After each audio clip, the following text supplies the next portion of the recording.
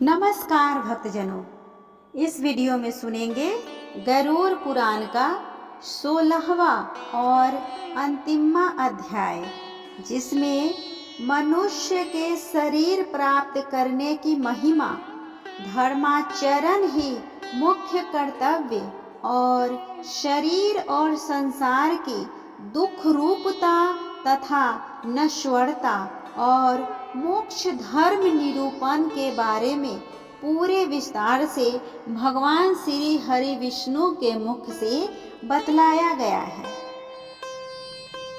जैसा कि आप जानते हैं, गरुड़ पुराण भगवान श्री हरि विष्णु के और उनके वाहन गरुड़ के मध्य हुए वार्तालाप का वर्णन है, जिसका विषय है मनुष्य के जीवन और मरण से संबंधित कर्म और उसके द्वारा किए गए कर्म और उसके मिलने से कर्म भोग तथा उसे क्या करना चाहिए और कैसे करना चाहिए, उसके बारे में विस्तृत से बतलाया गया है। तो आइए विघ्नहर्ता श्री गणेश का नाम लेकर इस कथा को सुनते हैं। इस कथा को सुनने से पहले प्लीज़ आप मेरे वीडियो को लाइक और शेयर कर लें, साथ ही मेरे चैनल को भी सब्सक्राइब कर लें, ताकि जब भी मैं इस तरह का वीडियो अपलोड करूं, उसका नोटिफिकेशन सबसे पहले आपको मिले। अगर आप गरुड़ पुराण के इसके पहले का अध्याय नहीं सुने हो तो वो आपको मेरे चैनल के प्लेलिस्ट में मिल जाएगा, वहाँ से आप जाके सुन सकते हैं, ताकि इसके आगे की कथा अच्छे से समझ में आएगा और इस कथा के श्रवण से मिलने वाले शुभ पुण्य फल की प्राप्ति होगी। तो आइए इस कथा को सुनते हैं। गरुड़ ने कहा, हे दया सिंधो, अज्ञान के कारण जीव जन्म मरण रूपी संसार चक्र में पड़ता है, यह मैंने सुना। अब मैं मोक्ष के सनातन उपाय को सुनना चाहता हूँ। हे भगवान, हे देवेश, हे शरणागत वत्सल, सभी प्रकार के दुखों से मलिन तथा सार रहित इस भयावह संसार में अनेक प्रकार के शरीर धारण करके अनंत जीवधारियाँ उत्पन्न होती है और मरती है, उनका कोई अंत नहीं है। ये सभी सदा दुख से पीड़ित रहते हैं, इन्हें कहीं सुख नहीं प्राप्त होता। हे मुक्षेश, हे प्रभु, किस उपाय के करने से इन्हें इस संसृति चक्र से मुक्ति प्राप्त हो सकती है, इसे आप मुझसे बताइए। तब भगवान श्री हरि विष्णु ने कहा, हे तारक्ष, तुम इस विषय में मुझसे जो पूछ रहे हो मैं बतलाता हूँ, उसे ध्यान से सुनो। जिसके सुनने मात्र से मनुष्य संसार से मुक्त हो जाता है, वह पर ब्रह्म परमात्मा निष्कल यानी कि कला रहित पर ब्रह्म स्वरूप, शिव स्वरूप, सर्वज्ञ, सर्वेश्वर, निर्मल तथा उद्धव यानी कि द्वैत भाव रहित है। वह परमात्मा स्वतः प्रकाश है, अनादि अनंत निर्विकार पर निर्गुण और सत्य चित आनंद स्वरूप है। यह जीव उसी का अंत है। जैसे अग्नि से बहुत से स्फुलिंग अर्थात चिंगारियाँ निकलती है, उसी प्रकार अनादिकालीन अविद्या से युक्त होने के कारण अनादि काल से किए जाने वाले कर्मों के फलस्वरूप देहादि उपाधि के धारण करके जीव भगवान से पृथक हो गए हैं। वे जीव प्रत्येक जन्म में पुण्य और पाप रूप सुख दुख प्रदान करने वाले कर्मों से नियंत्रित होकर सतत जाति के योग से देह, आयु और कर्मानुरोधी भोग प्राप्त करते हैं। हे खग, इसके पश्चात भी पुनः वे अत्यंत सूक्ष्म लिंग शरीर प्राप्त करते हैं और यह क्रम मोक्ष पर्यंत स्थित रहता है। हे जीव, कभी अस्थावर यानी कि वृक्ष लतादि जर योनियों में, पुनः कृमि योनियों में, तदंतर जलचर, पक्षी और पशु योनियों को प्राप्त करते हुए मनुष्य योनि प्राप्त करते हैं। फिर धार्मिक मनुष्य के रूप में और पुनः देवता तथा देव योनि के पश्चात क्रमशः मोक्ष प्राप्त करने के अधिकारी होते हैं। उद्भिज, स्वेदज और पिंडज यानी कि जड़ायुज, इन 4 प्रकार के शरीरों को सहस्त्रों बार धारण करके उनसे मुक्त होकर सुकृत वश पुण्य प्रभाव से जीव मनुष्य शरीर प्राप्त करता है और यदि वह ज्ञानी हो जाए तो मोक्ष प्राप्त कर लेता है। जीवों की 84 लाख योनियों में मनुष्य योनि के अतिरिक्त अन्य किसी भी योनि में तत्व ज्ञान प्राप्त नहीं होता। पूर्वोक्त विभिन्न योनियों में हजारों हजार करोड़ बार जन्म लेने के अनंतर उपार्जित पुण्य पुंज के कारण कदाचित मनुष्य योनि प्राप्त होता है। मोक्ष प्राप्ति के लिए सोपान भूत यह दुर्लभ मनुष्य शरीर प्राप्त करके इस संस्कृति चक्र से जो अपने को मुक्त नहीं कर लेता, उससे अधिक पापी और कौन होगा। उत्तम मनुष्य शरीर में जन्म प्राप्त करके और समस्त सौष्ठव संपन्न अविकल इंद्रियों को प्राप्त करके भी जो व्यक्ति अपने हित को नहीं जानता, वह ब्रह्मघातक होता है। शरीर के बिना कोई भी जीव पुरुषार्थ नहीं कर सकता। इसीलिए शरीर और धन की इच्छा करता हुआ इन दोनों से पुण्योपार्जन करना चाहिए। मनुष्य को सदा अपने शरीर की रक्षा करनी चाहिए, क्योंकि शरीर सभी पुरुषार्थों का एकमात्र साधन है।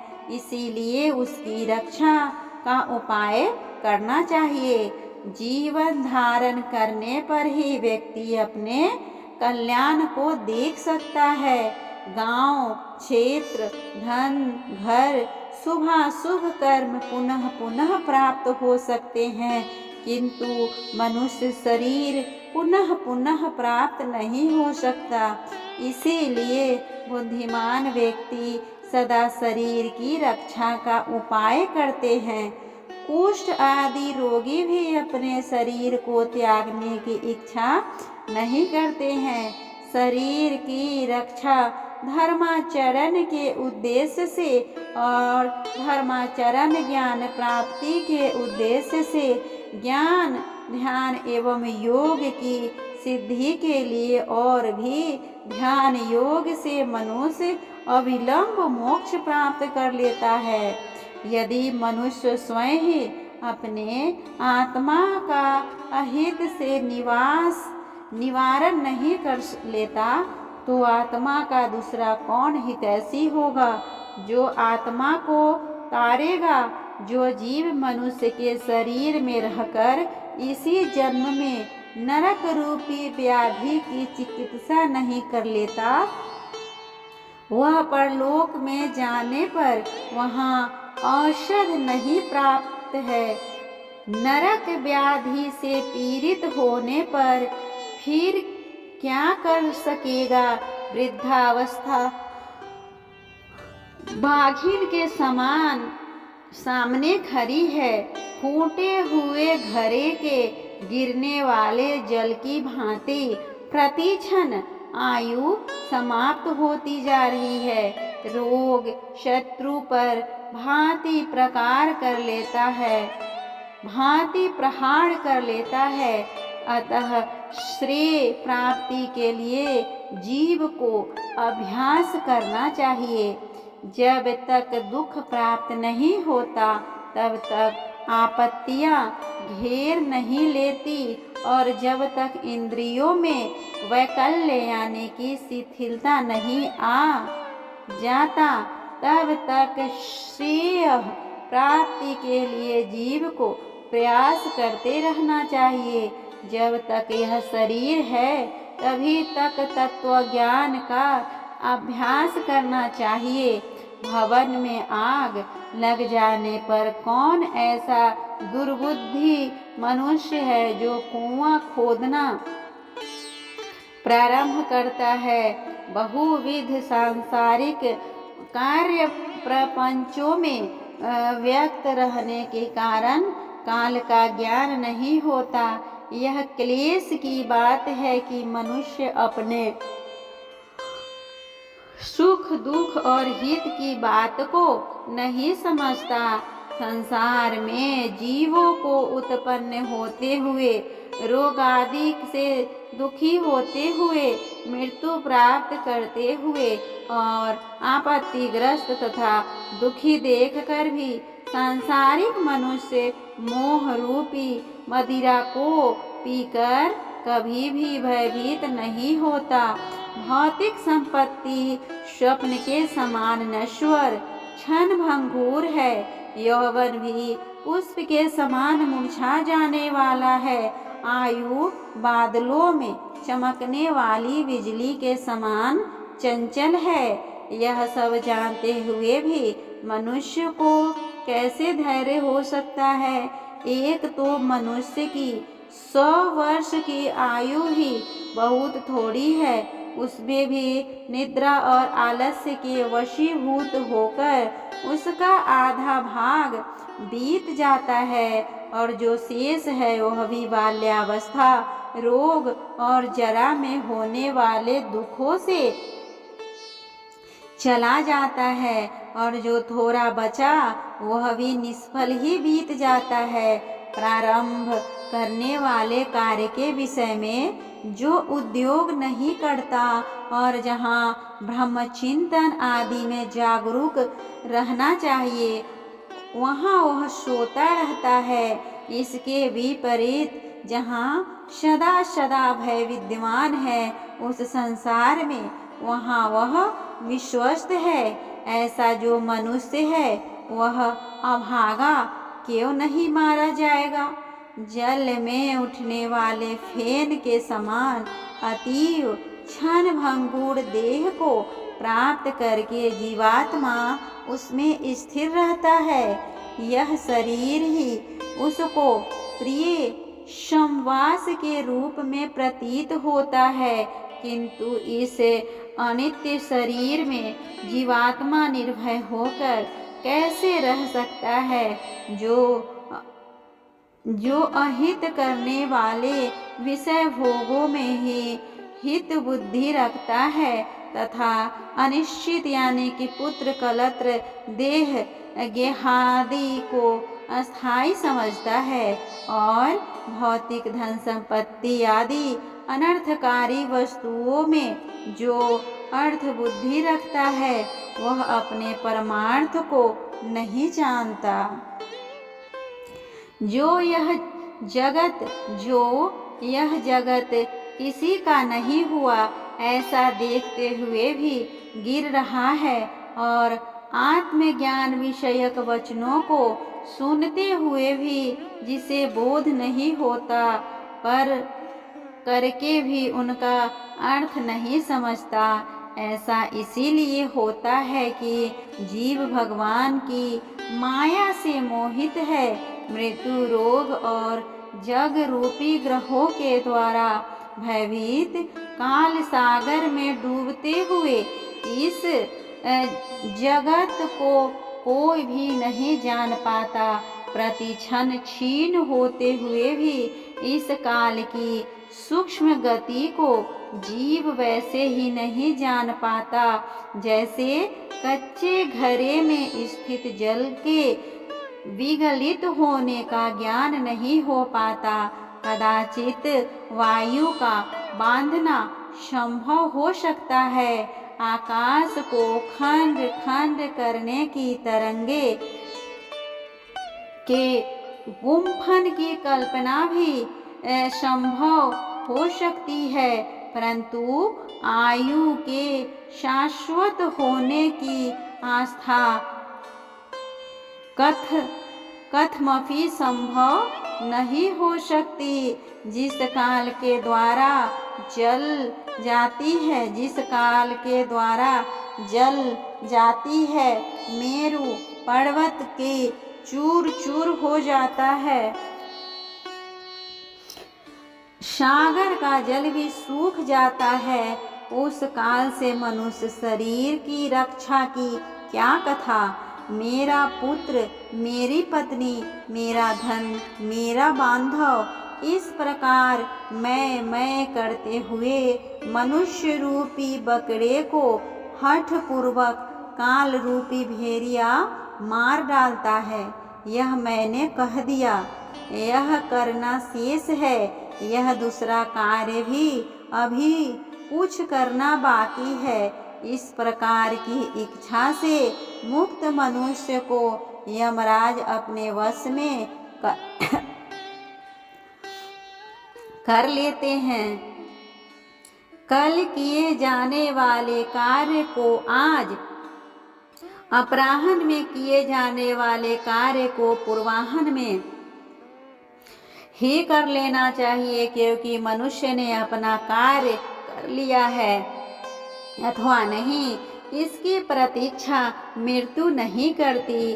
वृद्धावस्था जिसको रास्ता दिखाने वाली है, अत्युग्र रोग ही जिसके सैनिक है, ऐसे मृत्यु रूपी शत्रु के तुम सम्मुख स्थित हो, फिर उस प्रबल शत्रु से रक्षा करने वाले परमात्मा की ओर क्यों नहीं देखते, अर्थात उनकी ओर उन्मुख क्यों नहीं होते।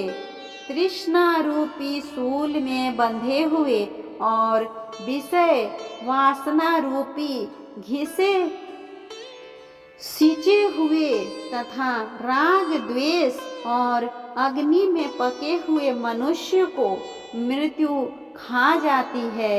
यह जगत ऐसा है कि इसमें मृत्यु बालकों, युवकों, वृद्धों और गर्भस्थ जीवों सभी को ग्रास लेती है। जब जीव अपनी देह को भी यही छोड़कर यमलोक को चला जाता है, तो फिर स्त्री, माता, पिता और पुत्र आदि से किस प्रयोजन से संबंध स्थापित किया जाए। यह संसार दुख का मूल कारण है, इसीलिए इस संसार से जिसका संबंध है वही दुखी है, और जिसने इस जगत का त्याग किया वही मनुष्य सुखी है। दूसरा कोई भी कभी भी सुखी नहीं है।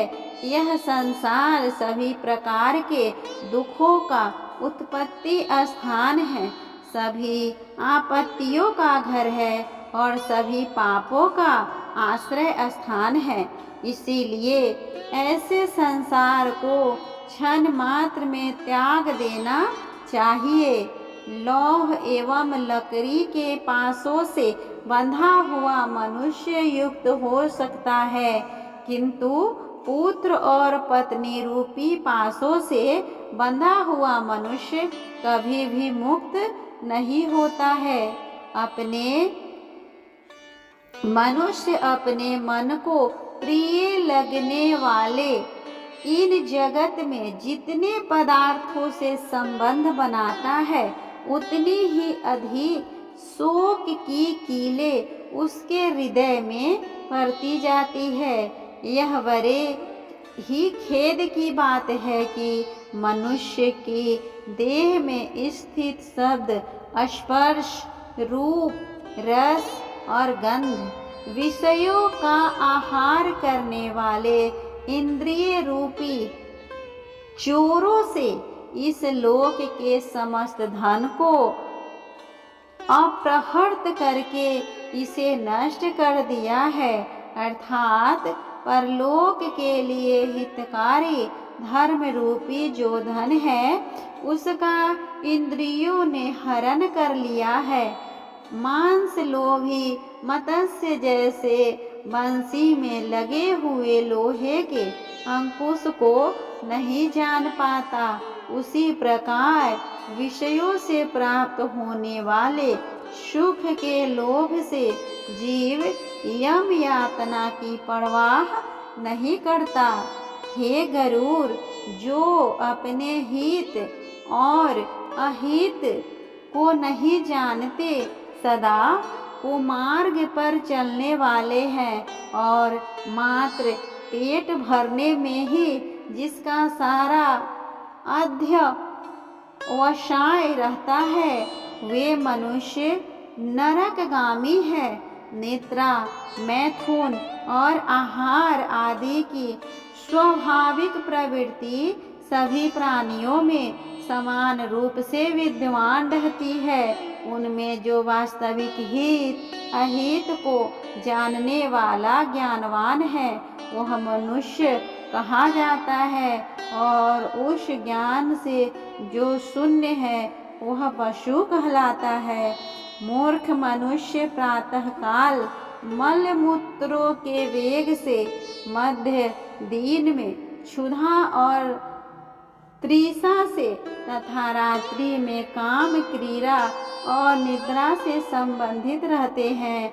हाय, यह खेद की बात है कि अज्ञान से मोहित होकर सभी जीव अपनी देह, धन, पत्नी आदि में आसक्त होकर बार बार पैदा होते हैं और फिर मर जाते हैं। इसीलिए सदा आसक्ति का त्याग कर देना चाहिए, और यदि उसका सर्वथा त्याग न हो सके तो महापुरुषों के साथ संबंध बनाना चाहिए, क्योंकि संत पुरुष संसार शक्ति रूपी रोग के भेषज है। सत्संग और विवेक, ये दोनों ही व्यक्ति के दो निर्मल नेत्र है। जिस व्यक्ति के पास ये नहीं है, वह अंधा है। अंधा मनुष्य कुमार्गगामी क्यों नहीं होगा? अपने अपने वर्ण और आश्रम के लिए शास्त्र बोधित आचारों का पालन करने में संलग्न रहने वाले सभी मनुष्य यदि परम धर्म को नहीं जानते, तो वे दंभाचारी व्यर्थ में नष्ट हो जाते हैं। कुछ लोग अनेक प्रकार की क्रियाओं को करने का प्रयत्न करते हैं और कुछ अन्य व्रत, उपवास आदि में संलग्न रहते हैं। अज्ञान से आवृत आत्मा वाले कुछ लोग ढोंगी बनकर विचरण करते हैं। कर्मकांड में आस्था रखने वाले मनुष्य शास्त्र बोधित नाम मात्र की फलश्रुतियों से संतुष्ट हो करके मंत्रोच्चारण और होम आदि कृत्यों से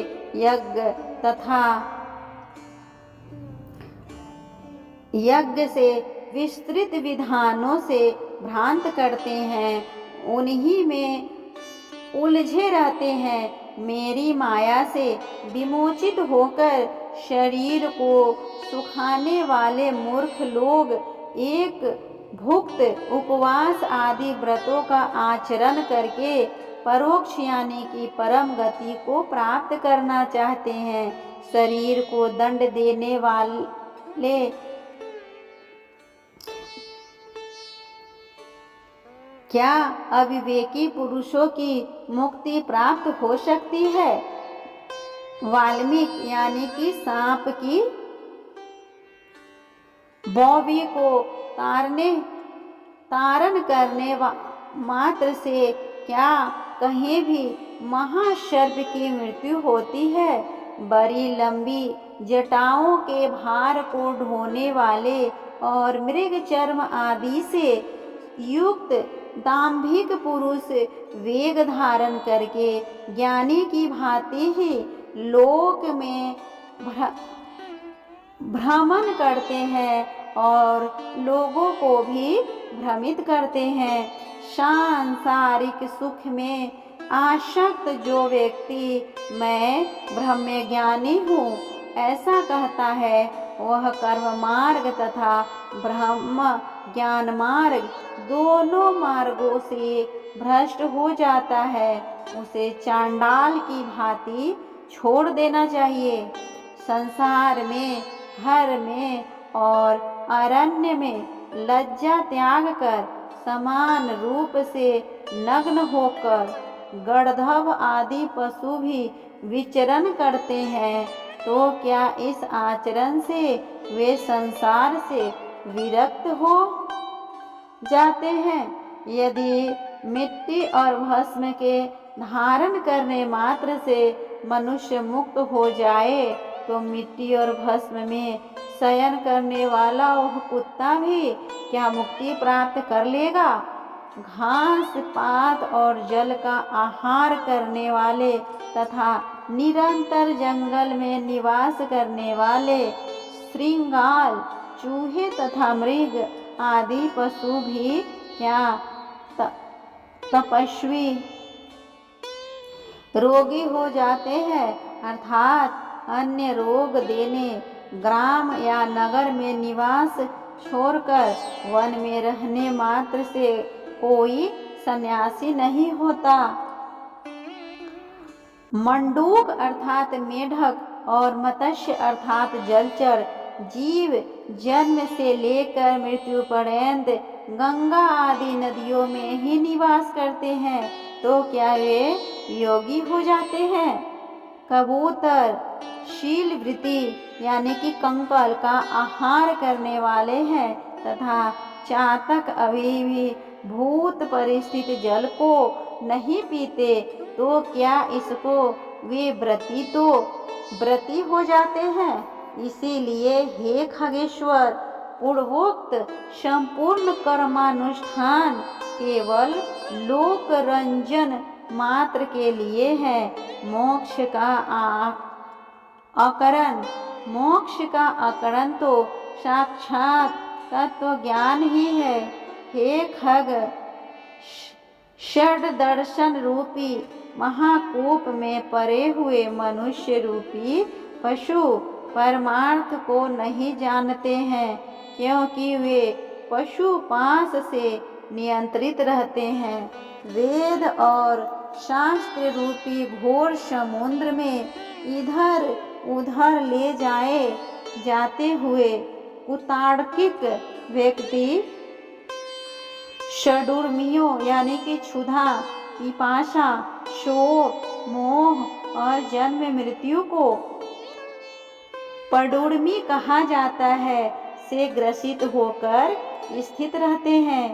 वेद शास्त्र और पुराणों को जानने वाला भी जो मनुष्य परमार्थ को नहीं जानता, विडंबनाग्रस्त उसका पूर्वोक्त संपूर्ण ज्ञान कौवे के काँव काँव करने जैसा है। परम तत्व से परांग मुख्य जीव यह ज्ञान है, यह ज्ञेय है। इसी चिंता में व्याकुल होकर रात दिन शास्त्रों का अध्ययन करते हैं। काव्योचित अलंकारों से सुशोभित मध्य वाक्य रचना या छंदोबद्ध व्यक्ति की रचना करने पर भी विषयोपभोग के प्रति लालायित इंद्रियों वाले तत्व ज्ञान रहित मूढ़ व्यक्ति नाना चिंताओं के कारण दुखी रहते हैं। परम तत्व की प्राप्ति तो अन्य प्रकार से होती है, किंतु लोग अन्य प्रकार के उपाय करके क्लेश प्राप्त करते हैं। शास्त्र का भाव तो कुछ और होता है, परंतु वे उसकी व्याख्या कुछ दूसरे प्रकार से करते हैं। कुछ अहंकारी व्यक्ति गरुपदेश आदि को प्राप्त न करके भी उन्मनी भाव के विषय में कहते हैं, पर वे स्वयं उसका अनुपालन नहीं करते हैं। बहुत से लोग वेद और शास्त्र का अध्ययन तो करते हैं और परस्पर एक दूसरे को बोध भी कराते हैं, तात्पर्य समझाते हैं, पर वे परम तत्वों के विषय में उसी प्रकार कुछ नहीं जानते जिस प्रकार कलछी तारकस में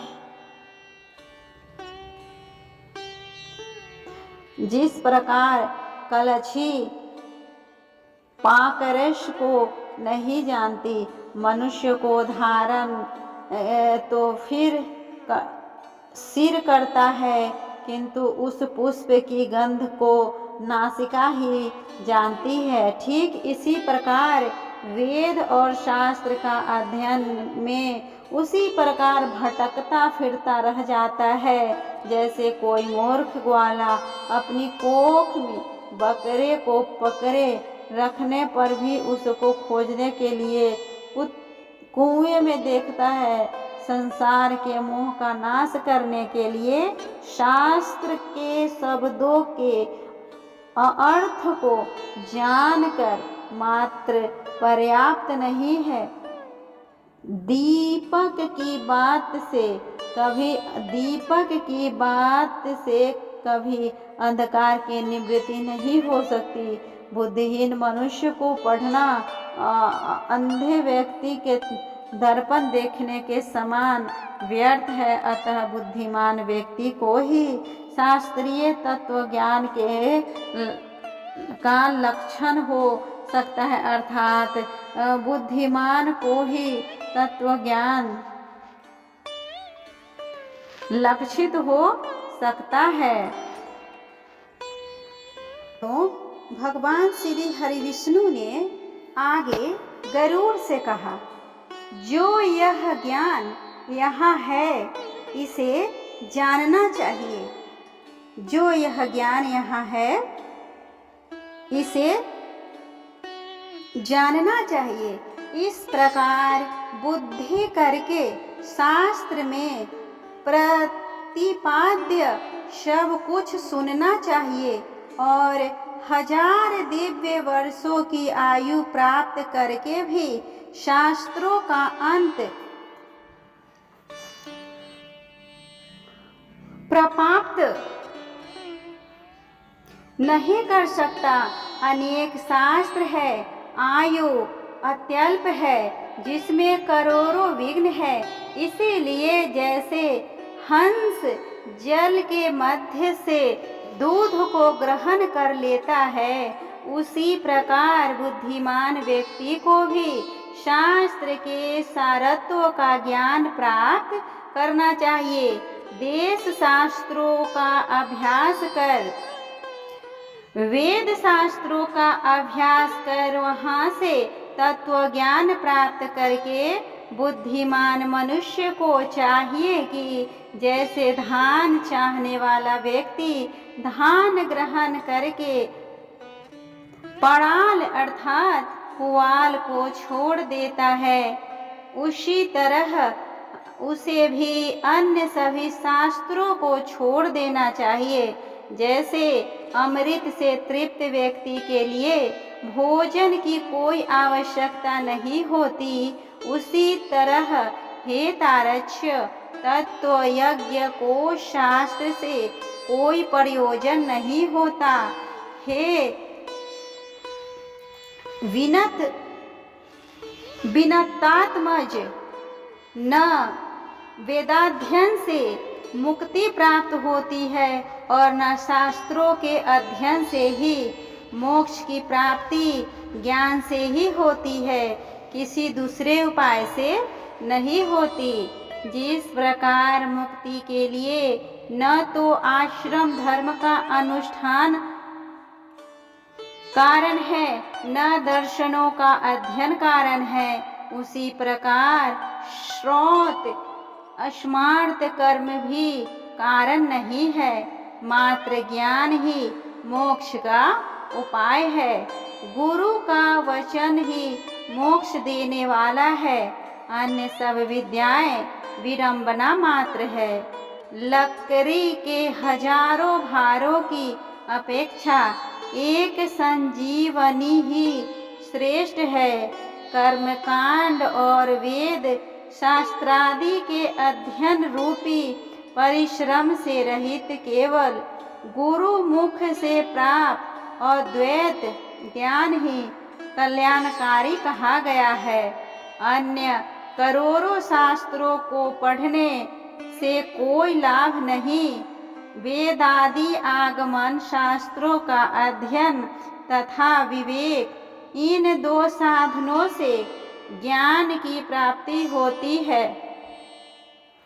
आगम से शब्द ब्रह्मा का ज्ञान प्राप्त होता है और विवेक से पर ब्रह्मा का ज्ञान प्राप्त होता है। कई विद्वान अद्वैत को वास्तविक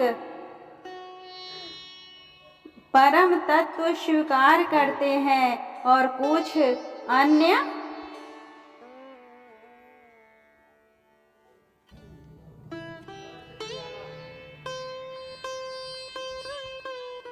विद्वजन द्वैत तत्व की ही प्रतिष्ठा चाहते हैं, किंतु द्वैत और अद्वैत से पृथक सभी के लिए समान रूप से स्वीकार परम तत्व का कोई नहीं जानता।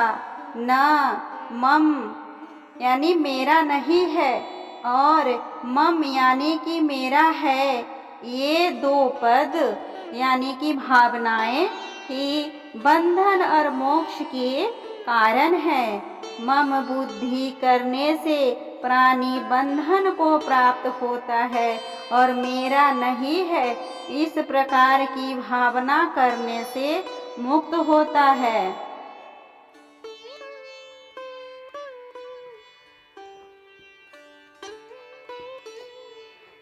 कर्म वही है जो बंधन का हेतु नहीं होता और विद्या वही है जो मोक्ष प्रदान करा दे, और इससे अतिरिक्त कर्म केवल श्रम मात्र के हेतु है जो शरीर के लिए क्लेशप्रद है, तथा अन्य प्रकार की विद्या शिल्प चातुर्य मात्र है।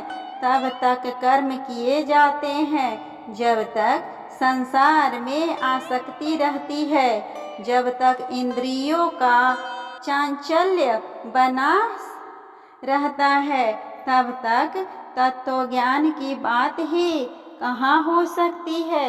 जब तक देहाभिमान, देह का अपना स्वरूप मानना है, जब तक ममता रहती है, तब तक प्रयत्नों का वेग रहता है। जब तक संकल्प की कल्पना होती है, तब तक मन स्थिर नहीं हो सकता। जब तक शास्त्र का चिंतन नहीं किया जाता तथा जब तक गुरु की कृपा नहीं होती, तब तक तत्वज्ञान की चर्चा ही कहाँ होती है। तप, व्रत, तीर्थ, जप, होम तथा पूजा आदि सत्कर्मों का अनुष्ठान तथा वेद, शास्त्र और आगम की कथा तभी तक उपयोगी है जब तक जीव को तत्वज्ञान प्राप्त नहीं होता। इसीलिए हे तारक्ष, यदि अपने मोक्ष की इच्छा हो तो सर्वदा संपूर्ण प्रयत्नों का सभी व्यवस्थाओं में निरंतर अनुष्ठान करके तत्वज्ञान की प्राप्ति में संलग्न रहना चाहिए। जो प्राणी आधि भौतिक, आधि दैविक और आध्यात्मिक ताप त्रय से सदा संतप्त रहता है, उसे मोक्ष वृक्ष की छाया का आश्रयन करना चाहिए। जिस मोक्ष वृक्ष का पुष्प धर्म और ज्ञान स्वरूप है तथा फल स्वर्ग एवं मोक्ष है। इसीलिए श्री गुरु मुख से आत्म तत्व विषयक ज्ञान प्राप्त करना चाहिए। ज्ञान हो जाने पर प्राणी इस घोर संसार बंधन से सुख पूर्वक मुक्त हो जाता है। हे तारक्ष, तत्वज्ञानी पुरुष के द्वारा किए जाने वाले अंतिम कृत्य के विषय में तुम्हें बताता हूँ, उसे सुनो। जिन उपाय को करके जीव को ब्रह्म निर्वाण संज्ञक मोक्ष की प्राप्ति होती है, अंतकाल में आ जाने पर पुरुष भय छोड़कर अनासक्ति रूपी शस्त्र से देह गेहादि विषयक ममत्व को काट डाले।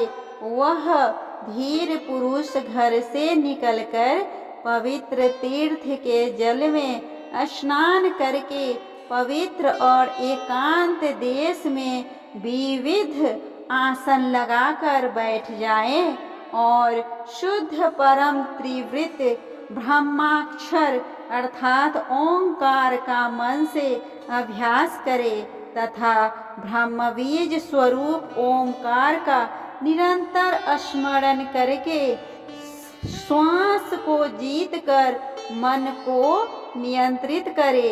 बुद्धि रूपी सारथी की सहायता से मन रूपी लगाम के द्वारा इंद्रियों को विषयों से निगृहित कर ले और कर्मों के द्वारा आक्षिप्त मन को बुद्धि की सहायता से शुभ अर्थ में अर्थात परब्रह्म में चिंतन में लगा दे। मैं ब्रह्म हूँ, मैं परम धाम हूँ और परम पद रूपी ब्रह्म मैं हूँ।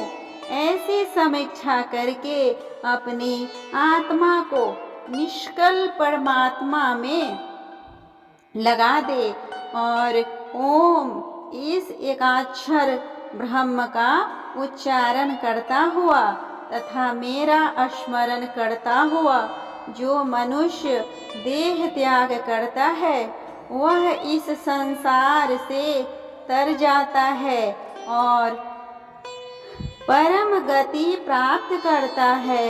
मान और मोह से रहित तथा आसक्ति से उत्पन्न होने वाले दोषों को जीत लेने वाले सुख समृद्धि द्वंद्वों से मुक्त ज्ञानी पुरुष उस शाश्वत अविनाशी परम पद को प्राप्त होते हैं।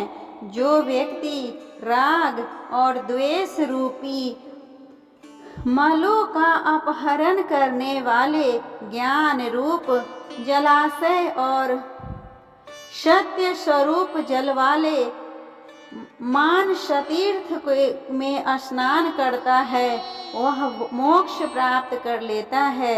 जो प्रौढ़ वैराग्य को धारण करके अन्य भावों का परित्याग कर केवल मद्विष्यक भावना के द्वारा मेरा भजन करता है, ऐसा पूर्व दृष्टि रखने वाला अमलांतरात्मा संत ही मोक्ष को प्राप्त होता है। तीर्थ में मृत्यु हो जाए, इस उत्कंठा से उत्सुक होकर जो अपने घर का परित्याग करके तीर्थ में निवास करता है और मुक्ति क्षेत्र में मरता है, वही मोक्ष प्राप्त करता है। अयोध्या, मथुरा, कनखल, हरिद्वार, काशी, कांची, अवंतिका और द्वारावतीपुर, ये 7 पुरियां मोक्ष देने वाली है। हे तारक्ष्य, मैंने सनातन मोक्ष कर्म को तुम्हें बता दिया। ज्ञान और वैराग्य के सहित इसे सुनकर पुरुष मोक्ष प्राप्त करता है। तत्वज्ञ पुरुष मोक्ष प्राप्त करते हैं। धार्मिक पुरुष स्वर्ग को प्राप्त होते हैं। पापियों की दुर्गति होती है और पशु पक्षी आदि पुनः पुनः जन्म मरण रूपी संसार में भ्रमण करते हैं। इस प्रकार सभी शास्त्रों का सारोद्धार मैंने 16 अध्यायों में कह दिया। अब और क्या सुनना चाहते हो? सूत जी ने कहा, हे राजन, गरुड़ जी ने भगवान के मुख से ऐसा वचन सुनकर उन्हें बार बार प्रणाम करके अंजलि बांधकर इस प्रकार कहा। गरुड़ जी ने कहा, हे देवादिदेव भगवान, हे नाथ, हे प्रभु, अपने अमृतमय वचनों को सुनाकर आपने मुझे भवसागर से ताड़ दिया है। अब मेरा संदेह समाप्त हो गया और मैं कृतार्थ हो गया हूँ, इसमें संशय नहीं है। ऐसा कहकर गरुड़ जी ने मौन होकर भगवत नारायण भगवत परायण हो गए। स्मरण करने से जो दुर्गति का हरण कर लेते हैं, पूजन और यज्ञ के द्वारा जो संगति प्रदान करते हैं और अपनी परम भक्ति के द्वारा जो मुक्ति प्रदान करते हैं, वे हरि मेरी रक्षा करे। इस प्रकार गरुड़ पुराण के अंतर्गत सारोद्धार में भगवान विष्णु और गरुड़ के संवाद में मोक्ष धर्म निरूपण नामक 16वां अध्याय पूरा हुआ। अब हम सुनते हैं गरुड़ पुराण के श्रवण का फल। श्री भगवान ने कहा, हे तारक्ष, इस प्रकार मैंने औधड़ दैहिक कृत्यों के विषय में सब कुछ कह दिया। मरना सोच में 10 दिन के अंदर इसे सुनकर व्यक्ति सभी पापों से मुक्त हो जाता है। यह परलोक संबंधी कर्म पितरों को मुक्ति प्रदान करने वाला है और परलोक में तथा इस लोक में भी पुत्र को वांछित फल देकर सुख प्रदान करने वाला है। जो नास्तिक अधम व्यक्ति प्रेत का यह औधड़ दैहिक कर्म नहीं करते, उनका जल सुरा के समान अपेय है, इसमें कोई संशय नहीं।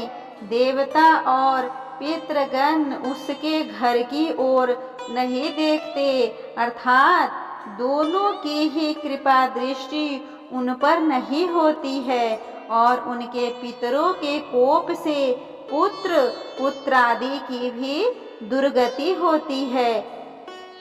प्रेत क्रिया के बिना ब्राह्मण, क्षत्रिय, वैश्य, शूद्र और इतर जनों को भी चांडाल के समान जानना चाहिए। जो इस पुण्यप्रद प्रेत कल्प को सुनता और सुनाता है, वो दोनों ही पाप से मुक्त होकर दुर्गति को नहीं प्राप्त होते हैं। माता और पिता के मरण में जो पुत्र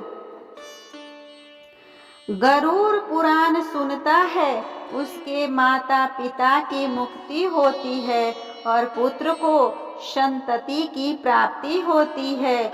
जिस पुत्र में माता पिता की मृत्यु होने यज्ञ नहीं किया, मासिक तथा वार्षिक श्राद्ध नहीं किया, वह कैसे पुत्र कहा जा सकता है और ऋण त्रय से उसे कैसे मुक्ति प्राप्त हो सकती है और वह पुत्र माता पिता को तारने में कैसे समर्थ हो सकता है।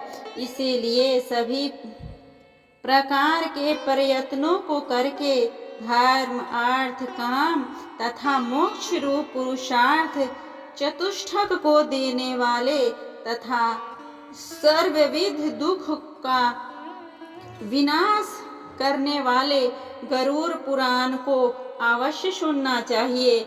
यह गरुड़ पुराण पुण्यप्रद, पवित्र तथा पापनाशक है। सुनने वालों की कामनाओं को पूर्ण करने वाला है, अतः सदा ही इसे सुनना चाहिए। इस पुराण को सुनकर ब्राह्मण विद्या प्राप्त करता है, क्षत्रिय पृथ्वी प्राप्त करता है, वैश्य धनाढ्य होता है और शूद्र पाताल से शुद्ध हो जाता है और शूद्र पातकों से शुद्ध हो जाता है। इस गरुड़ पुराण को सुनकर सुनाने वाले आचार्य को पूर्वोक्त शय्या दान आदि संपूर्ण दान देने चाहिए, अन्यथा इसका श्रवण फलदायक नहीं होता। पहले पुराण की पूजा करनी चाहिए, तदंतर वस्त्र, अलंकार, गोदान और दक्षिणा आदि देकर आदर पूर्वक वाचक की पूजा करनी चाहिए। प्रच्युत पुण्य फल की प्राप्ति के लिए प्रभूत अन्य, स्वर्ग और भूमि दान के द्वारा श्रद्धा भक्ति पूर्वक वाचक की पूजा करनी चाहिए। वाचक की पूजा से ही मेरी पूजा की जाती है, यानी कि मेरी पूजा हो जाती है, इसमें संशय नहीं। और इस प्रकार गरुड़ पुराण के श्रवण का फल पूर्ण हुआ। इस प्रकार गरुड़ पुराण शापोद्धार भी संपूर्ण हुआ। भक्तजनों, उम्मीद करती हूँ आप सभी को यह गरुड़ पुराण का कथा पाठ बहुत अच्छा लगा होगा। आप लोगों को कैसा लगा प्लीज़ कमेंट करके बताएं। साथ ही अगर आप इसके पहले के अध्याय नहीं सुने होंगे तो वो आपको मेरे चैनल के प्लेलिस्ट में मिल जाएगा, आप वहां से जाकर सुन सकते हैं। नहीं तो इसी वीडियो के लास्ट में तथा आई बार में इसके वीडियोज मिल जाएंगे, वहां से आप सुन सकते हैं, ताकि गरुड़ पुराण की संपूर्ण कहानी आपको अच्छे से समझ में आए, जिससे आपके लिए ये काफ़ी लाभदायक हो ही तथा इस गरुड़ पुराण के श्रवण से मिलने वाले पूर्ण फल को प्राप्त हो। तो इसी के तरह मैं ये वीडियो समाप्त करती हूँ। आप सभी पर भगवान श्री हरि विष्णु अपनी कृपा बनाए रखे। ओम नमो भगवते वासुदेवाय नमः।